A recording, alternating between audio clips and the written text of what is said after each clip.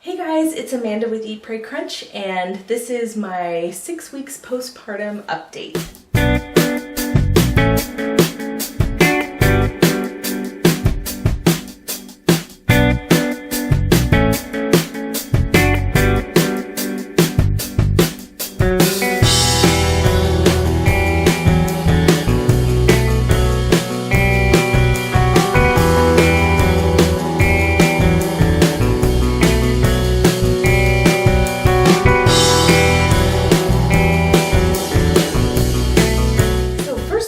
If you haven't seen Sophie's 6-week update, be sure to check that out down below. And I've got her here with me to do my update as well. So like I mentioned in her update, we had our very last midwife appointment yesterday, and I'm so sad. I'm actually really going to miss my midwives. I really feel like with midwifery care, you really develop a relationship with your midwife. And when I went into my appointment, the midwife came in and she gave me this big tight hug, and she's like, "Oh, it's so good to see you," and "Oh, Sophie's looking so good, she's getting so big." You know, we had my appointment and like went over everything we needed to go over, and we just like chatted for like a half an hour. She's just like this really wonderful, down-to-earth person, and I was like, oh, I'm really gonna miss, seeing my midwife. I just was thinking how cool it is that you can, have that kind of rapport with your caregiver like that. It's just, so unlike, the stereotypical doctor experience, So I'm just really thankful for the midwife experience that I had, and yeah, definitely gonna miss seeing them. In terms of my healing, my bleeding finally stopped just like 2 or 3 days ago. It was just lingering and lingering, just this really mild spotting. Just for weeks it was just lingering, and it was just kind of more annoying than anything. But it finally stopped, so I'm so thankful that that's over with. And the midwife was talking to me about birth control options, and Bill and I have talked a lot about this. We are unsure whether we want a third child or not. We're still, it's still kind of up in the air. We definitely want to leave that option open, so we're not going to have any snip yet or anything like that. So we definitely want a reversible option in case we decide we want a third. But if we do, we would want her to be like at least 3 years old when the next one came. So we definitely want a few years here of no more babies right now. So I'm kind of thinking of doing an IUD this time. I had a bad experience with an IUD when I first got married, and my body actually expelled it. If you've watched my infertility blogs, I'll link those down below. When we were going through infertility, we discovered that I had a uterine polyp and I had to have it surgically removed.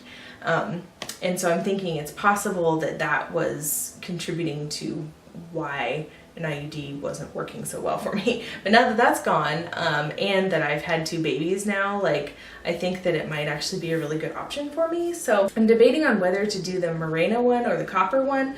I'm leaning towards the copper one because it has no hormones, but she said that it can give you like horrible cramping and that kind of thing. But then it won't affect your milk supply because there's no hormones. So I don't know. What have you guys done? Leave me a comment below and tell me if you've had any IUD experience, if you were satisfied with the Mirena, and if you were breastfeeding, if it affected that at all, because that's my biggest concern with that. And I prefer to just keep artificial hormones out of my body for the time being. But then again, if the copper one causes, painful periods and that kind of thing, then I'm not entirely sure. But anyway, leave me a comment below and tell me what your experience has been with the Mirena versus the copper. And tell me what you think, because I'm really interested to find out what your guys' experience has been and which route I should go. So I discussed all that with the midwife, and while we're in the TMI territory, one thing that happened when I gave birth the first time was that I developed a condition. Your lady bits are quite lax. Let's just put it that way. I won't go into too much detail, but it can be a little uncomfortable at times, and it went away when I was pregnant with her, and now that I gave birth again, it's back. So I talked with the midwife about that, and she told me that you can actually do physical therapy for it to make it better. And I was like, why did nobody tell me this the first time, that this is something that you can do physical therapy for? Oh my gosh. So that's just one other way that I'm a little bit more disenchanted with my first midwife that I had with my first child. But anyway, I'm really glad that my current midwife told me about this. So I'll be trying to get signed up for some physical therapy here real soon for that. In terms of postpartum depression, I've hardly had any at all. And I told you that I was taking the placenta pills, and I actually kind of tapered them off and stopped last week. And then a few days after that, I started like feeling totally emotionally unbalanced. Like I had a day when I was just like crying at the drop of a hat all day. It was like little things were setting me off, and I was starting to feel just a little bit depressed, and I was like, what is this? And so I was like, maybe I shouldn't stop the placenta pills yet. And so I was wanting to save the last few for like, you know, when my cycle started again and, you know, that kind of thing. But I was thinking, well, maybe this is more important to just finish them off now. So I started taking just 2 a day again, and I can't believe it. Like within a day, I was already feeling better again. So definitely a believer in the placenta pills. I feel like it's made a huge difference in my emotional state, and I've been doing quite well emotionally in this postpartum period. So in terms of nursing, oh my gosh, it's going so well. It went well last time, but it's going like even better this time. Can I just say that like my boobs are huge. They are gigantic. They have gone up like maybe 2 sizes just since my milk came in. It's a little crazy. But along with that, my milk production has been insane. People, insane. So I think I told you that I started pumping in the evenings. This is part of my evening routine now. After I put the kids to bed, I pump just to have some in our freezer. And you know, I forgot to mention in her update too that we introduced a bottle to her, and she didn't want to take it the first few times. She wasn't doing very well. She was kind of gagging on it. We tried like all the different kinds of bottles and nipples that we have.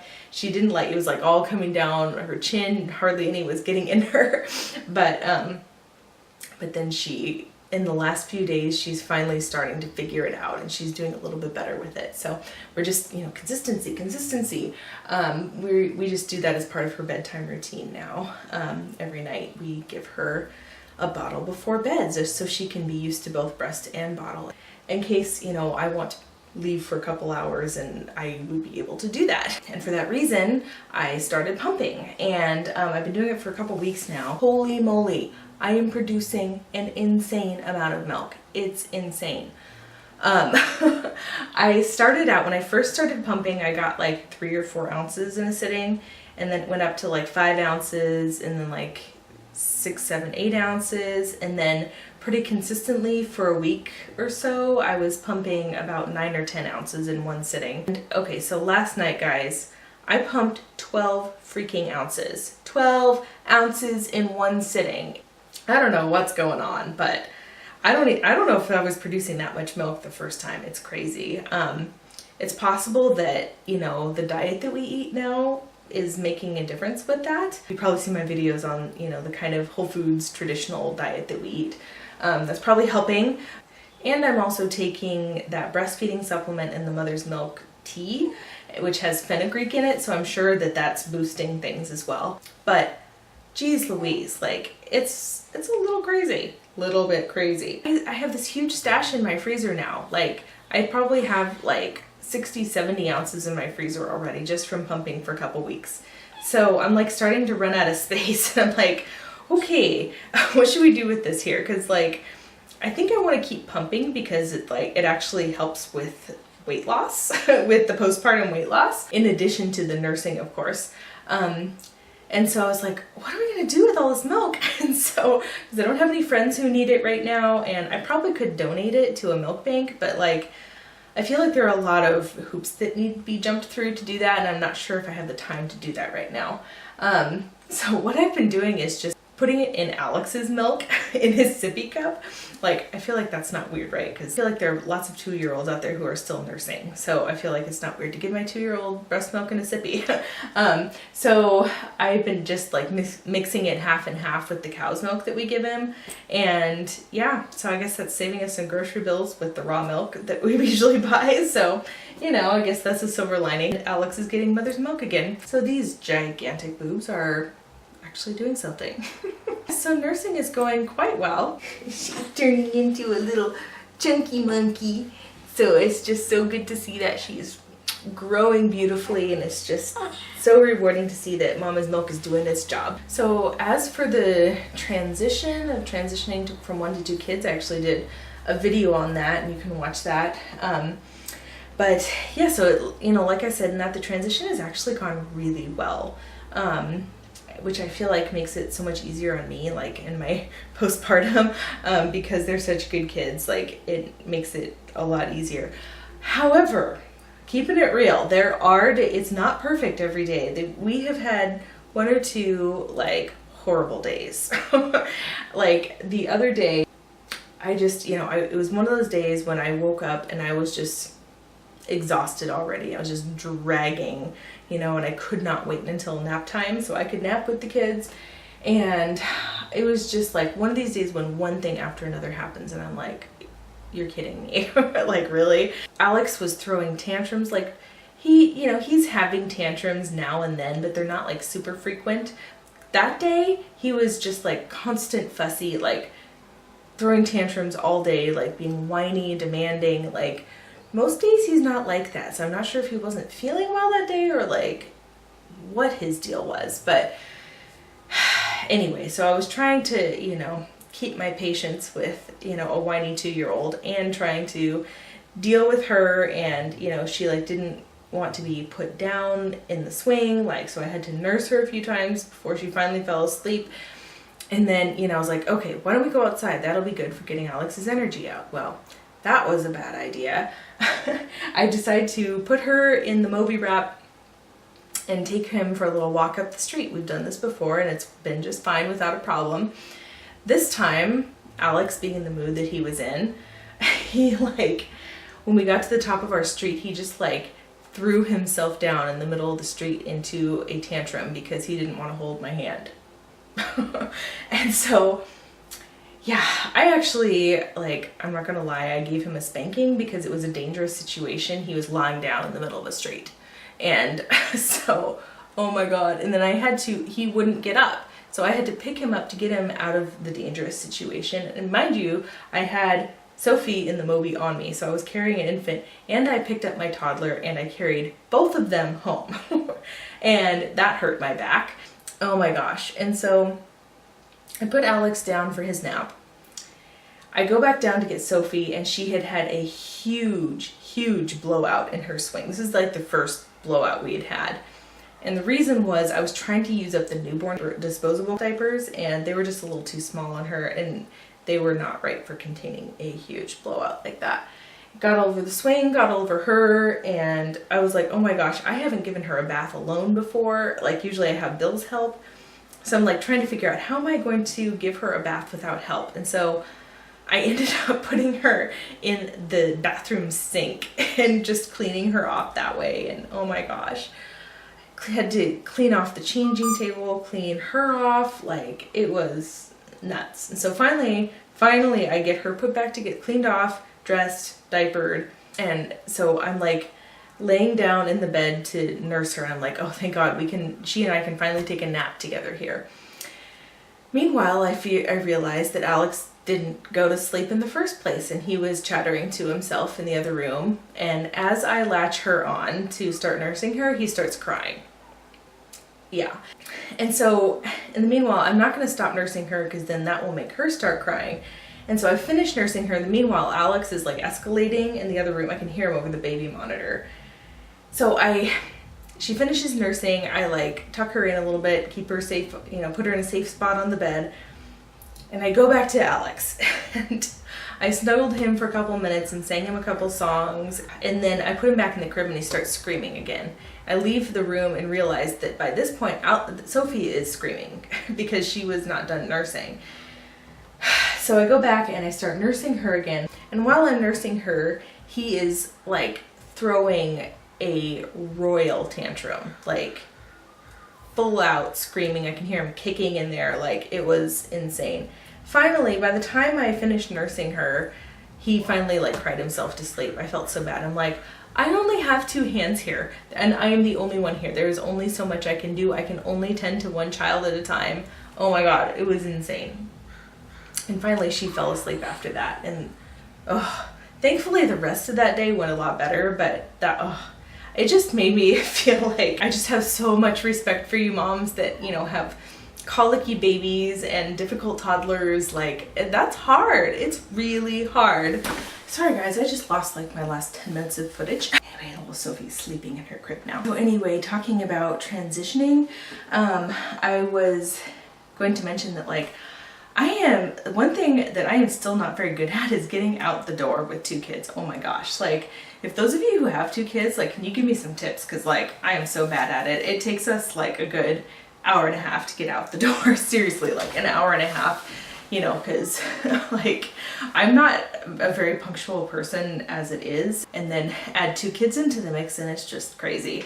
I feel like I had actually gotten pretty good at it with Alex, but now that there's a baby, it's just like this whole other dynamic getting out the door, because I'll have to like feed her and then she'll poop, and then I'll have to feed her again and then she'll poop again, and it's just like, oh my gosh. And you have to make sure that both kids are properly dressed for outside and have their diapers changed and that the diaper bag is stocked and we have everything we'll need when we go out. So yeah, I'm still trying to figure that one out. But speaking of which, we are starting to get out more now, so that is awesome. Especially now that I'm like 6 weeks postpartum, I'm like really trying to get out and like see my friends again and get out and do things, and it feels so good to do it again. I was starting to get cabin fever a little bit in my postpartum period here, so it feels so good to be getting out and about and social again. So 6 weeks postpartum, I got the clear for exercise, and that means I am really going to like buckle down and really try and start losing this baby weight. I was the last 3 weeks or so, I was at a plateau where I was stuck at about 23, 24 pounds lost. And finally just yesterday I stepped on the scale and I was like, yes, I broke the plateau. I'm now down 25, 26 pounds. So it was just really motivating to see that, like, all right, yes, it's starting to go down again. Like, I can do this, you know? So, so the things I'm starting to do are exercise. Since I'm now 6 weeks and I have the clear for exercise, I am really going to try and start exercising regularly. I mean, I'm not going to do anything crazy. I'm going to ease back in, but upping the intensity a little bit. Like today, I put Sophie in the Moby wrap and I put Alex in the stroller, and I did like a half an hour power walk around the neighborhood, and that felt really good. And yeah, and the weather has been beautiful here in Washington. It's been like this week it's supposed to be like 60s and 70s and sunny all week. It's awesome. So that's like great for getting out and exercising again too. So that's one thing I'm doing. The other thing I'm doing is continuing to eat our, you know, Whole Foods traditional diet, but being really conscious of portion sizes. So I'm really trying to be diligent about having smaller portion sizes, and I am allowing myself to snack a little bit, but I'm trying to be very diligent about that as well. When I do snack, it's fruits or vegetables and like a healthy fat or a protein. So like apples and cheese, for example. And I'm trying to not eat too many carbs. Like I will allow myself a little bit of carbs with meals, but I'm trying not to snack on carbs too much. So yes, that's the other thing I'm doing, and pumping. Nursing and pumping. You know, like I mentioned, I am pumping a whole heck of a lot of milk right now, so hopefully that will help shed a little bit of that extra fat as well. I still have about 28 pounds to lose to get at the point where I was before I was pregnant with Sophie, and then another like 20 pounds beyond that to be where I was before Alex. Now, I'm not sure if I will ever be back down to where I was before Alex, just being realistic, but if I can get down to even, you know, within a 10-15 pound margin of that point, then I feel like I would be really happy with that point. That's kind of my goal right now, and I'm not gonna, I'm not doing anything crazy. I'm just, diet and exercise the old-fashioned way. So in terms of my belly, like I mentioned, I have been wearing the Belly Bandit, and oh my gosh, I can't believe it. When I was at the midwife, she checked to see if there was still any separation between the two sides of my abs, and she said they were completely healed back together. Completely healed. So in 6 weeks of wearing a Belly Bandit, like, my abdominals have grown back together. It's insane. Can you say hi to the camera? Someone was getting a little bit fussy over there.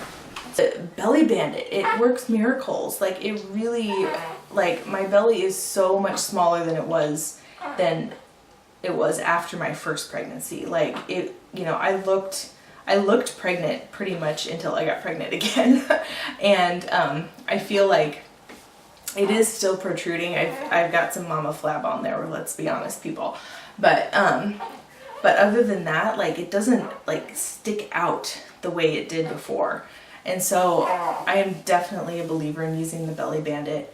Like I mentioned in my other postpartum updates, when I first started putting it on, like the day after I gave birth, I couldn't reach the medium size around my waist. It wouldn't reach. And so I actually pinned the